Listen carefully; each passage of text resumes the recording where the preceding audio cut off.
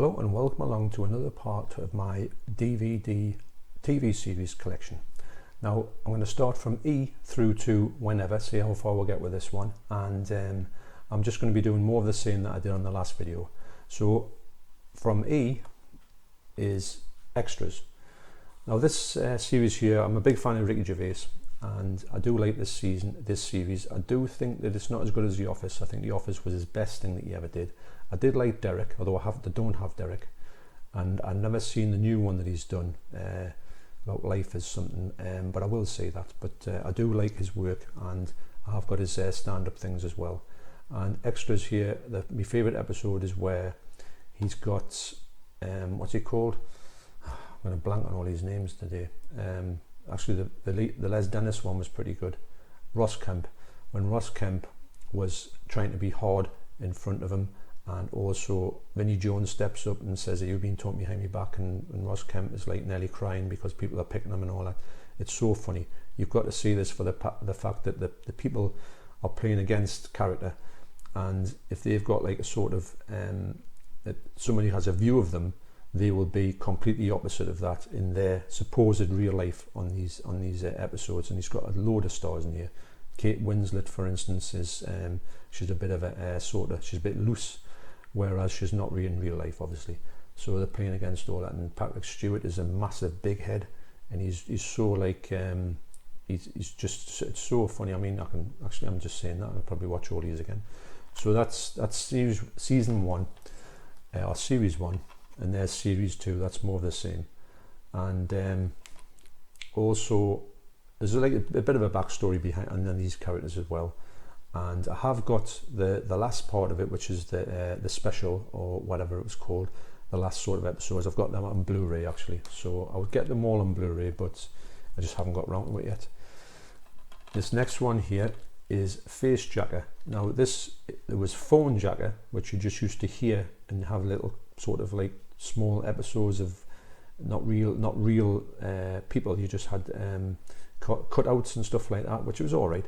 But the phone, for me, Face Jacker is much better because this fella here, and what's he called again? He's been loads of stuff. He is Kevin Novak, and he puts all these characters together, and he just sort of winds people up, and it's a really funny. I watch this constantly. I must get series two.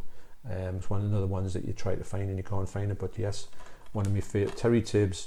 I'm going to try not to do any impersonations because I do like doing a Terry Tibbs impersonation. I do like doing Brian Badonde as well, and him as well. I don't know what he's called, but he's the fella who's like really he's, how can I put it, he's very particular, and he wants everything done his own way. Can you help me please? No, I'm not gonna do it.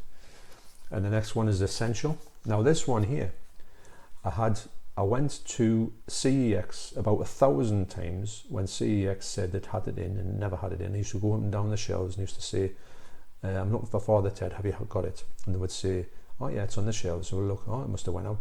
So for some reason I just couldn't get it. The only one they had was in a shop, the Metro Centre in Gateshead, and it was manky. You think somebody had just, I'd asked them to say, have you got a box for it? Because they just had this bit here. The bloke says, "Oh yeah, no, I haven't got a box." And I says, "Well, you need a box for it." And he says, "No, I haven't." And I had it for the same price as you would do for this. Anyway, it was £6. And Father Ted, it needs no introduction. It's an amazing set, and I do love this. I watched it constantly, and it's brilliant. Fawlty Towers, another masterpiece. Now this one here has just been released on Blu Ray, but I was watching Big Paulie's video of that, and he said it wasn't a huge uptick on the DVD, so I can put up the DVD for now. I don't think I need to go to the Blu Ray. If it ever so cheap, yes, I would get it, but this one does more than enough. I think all the stuff in here is on the Blu Ray. I don't think you get anything new, and if you do, it's not that much. But it is a classic series, and it's only 12 episodes long. Or is it 6 episodes? No, 12 episodes. Very short, but it's amazing. All of them are funny. Now this one here is not a bit of an oddity, but it's the next thing that Rick Mayall and Nigel Planer and Adrian Edmondson did after The Young Ones, Filthy Rich and Cat Flap. Now I'm thinking this is going to be from about 1986, 1987, and it's pretty good. They were going to make more, they never did, because I think that Rick Mayo fell out with Ben Elton, who did write this this particular series. It's really funny, really watchable, but I'm pretty sure that the episodes, because I did take them off the TV, they're all in my VHS collection underneath there in the cupboard, and I think they've had to change some elements of it because of music rights issues, so it's not the same as it was on video, but it's still an amazing film. TV series. I do like it, although it's nowhere near as good as the Young Ones, which is by far their best stuff, and Ben Elton's best stuff.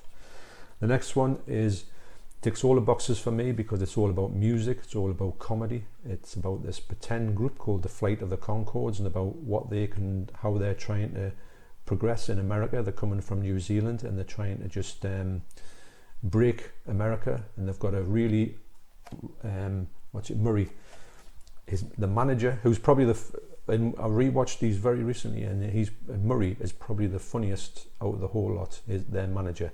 He's so it's hard to describe what he's like, but it's so watchable. Now this one here, they only made this one, and this is season 2. There's quite a lot of episodes on here, and they do still tour, and I think they've released a live DVD, which I've seen, and it is really good. And the songs in here are amazing, and they've got the comedy songs that they've got are so funny. They've got a brilliant song in here, which is the closest that a song can come to swearing, but it's not swearing. The whole song doesn't have any swearing in it. Some of it's bleeped out or silenced out, and the song itself, although I don't really want to say it, but I'm going to say it. The song itself is called Mother Uckers. Yep. So I know you know what you're getting in with that, but it's so funny. I do recommend them 2 series, and you can get them cheap as well. This next one, speaking of swearing, this next one's Frankie Boyle's Tramadol Nights. I think this was the one that finally whoever it was shown on was probably shown on Channel 4. This was probably the straw that broke the camel's back with Frankie Boyle, because he would get the TV show, he would go a little bit risque, and then he would just be way over the top, and then they would just say, right, that's enough, we've had enough of you, you're finished. So he's really never been on the TV properly since this, although he does get on, but he doesn't go to the depths that he did in this show. He's got some really bad sort of things that he's put into this. It's funny, don't get us wrong, I do know that it's just humour, and I don't take offence to it, but I could understand how a lot of people did take offence to it. It's very, very near the mark. Contains very strong language. Would you believe it? This one I'm actually watching at the moment, and I love it, and I've seen it quite a few times. I saw it loads of times back in the day. It's a real nostalgia trip for me, and it is George and Mildred. Now, George and Mildred went on for about, I think, seven series, and they're all in here, and it's, to me, I can watch this time again. I used to watch this as a kid, used to watch it with my family, and we all enjoyed it.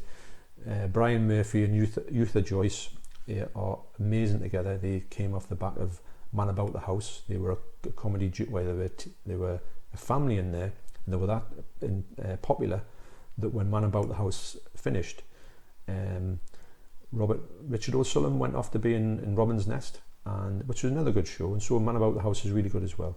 And they got their own show, and it was really going from strength to strength, and they did do a film with it. But sadly, Eutha Joyce was an alcoholic, and she died at a young age. I think she was only about 53, and that put an end to that. But it's a really, really good show, and it's a real nostalgia trip for me. I think they're from about the mid-70s. This next one is one that might have slipped under the radar, and when you know about it, you know about it, and you know how good it is. It's Garth Marenghi's Dark Place, the complete series. So by this one, you've got the whole lot. Now this one here is when the Hellmouth opens beneath Dark Place Hospital in downtown Romford. Kitty Doctor, Vietnam veteran and ex-warlock Dr. Rick Douglas, MD, is the only man who can chase it. Now this is supposed to be, Garth Marenghi is supposed to be like a horror writer in this form of like a sort of Stephen King type person, and he has these failed novels that nobody ever bought, and they're all called things like Acts 1, Acts 2, Acts 3, Acts 4, all this type of stuff. And it's got a great cast in it. It's got Matt Berry, whose voice you hear on every single advert in the telly these days. You've got the amazing honestly, these names in me, they are, well, that'll come back to me, because I wouldn't care.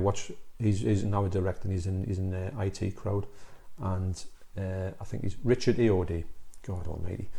So yes, and she there, I can't remember what she's called. She's making films as well. She made Prevenge, which is an amazing film, and I do think she's great in things. She's in Sightseers as well. And you've got I think that's Matthew Holness is Garth Marenghi, and he doesn't really make too much stuff, but the stuff he's made I really, really enjoy it, and I wish he would make more stuff and be in more things. I know he was in The Office once briefly, and this is supposed to be a failed show from the 1980s which got cancelled, and he's come back and he's now going to introduce you to the episodes, and he's going to re-show them, and he has talking heads through the middle of them. And the acting is abysmal, the dubbing is abysmal, and the music is horrendous, and it's so watchable. Anybody who's ever seen it loves it. Now, funny enough, as a companion piece to that, is this next series is Man to Man with Dean Lerner. Now, Dean Lerner is this character here. He's Garth Marenghi's manager. So this is meant to be his TV series that he got, and he's interviewing guests. It's meant to be in his palace or penthouse apartments, and it's more of the same. It's not really like Garth Marenghi, but it does show you about these different characters that they have, and it's really, really funny that the different characters they have. And I do think that these two together, I think they might even be in the box set together, but they're very much a companion piece, and I do recommend them both. Well, I recommend them all actually. This next one is a TV series from Toby Anstill. Now, this one is an amazing comedy, which there is 2 seasons of it, but I haven't got the second one, which I will get. And it's about the fact of him living in his house, and he's even playing himself really, and he's got a family who are trying to get him to go back on the telly and make some more stuff, and he can't think straight because he's obsessed with this other actor that he's trying to get involved with. And also he's got like a stepdad on the scene which he can't stand, and the stepdad is always trying to be his friend, and he doesn't want it, and he's always taking the mick out of him, and he breaks eventually. And it's a really good watch actually, very funny. One of the ones that you bump into on the telly and you just think, oh, that's really wow.